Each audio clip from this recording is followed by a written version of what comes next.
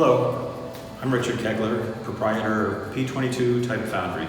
We're located in Rochester, New York, in the historic Tallman Building, which was the site of Frederick Douglass's North Star Press, an abolitionist newspaper from the mid-1800s. P22 has been a typographic design studio for 25 years, and most of what we've done has been digital work. In the last few years, we've switched over to more analog products, as well as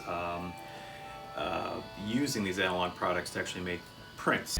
This wall of wood blocks is actually a collection of wood type. So this is a 60-line Cooper Black, and all of these blocks were acquired from a show card printer in Buffalo, New York.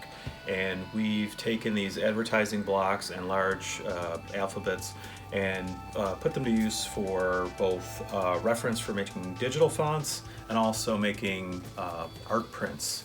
And a lot of the prints are made on our Vandercook Universal 3.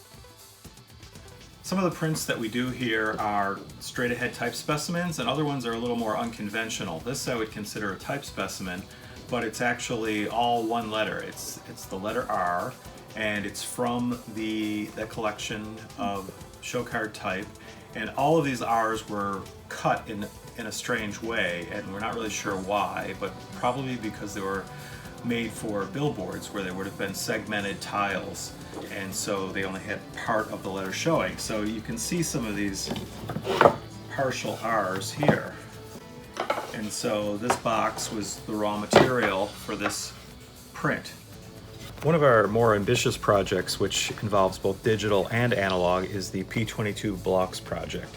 It is a modular system of printing blocks that will basically form alphabets or patterns. So there's various prints that have been made. This is a CMY specimen of the blocks. And they're injection molded plastic.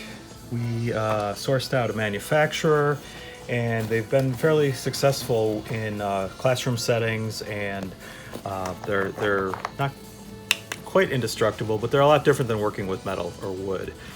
Our studio is also the former site of a bank, and it comes with a very large vault. And our idea was to have pop-up exhibitions, but things have changed, and someday we'll have exhibitions in the vault. But for now, you can visit us at p22.com, and thank you for stopping by.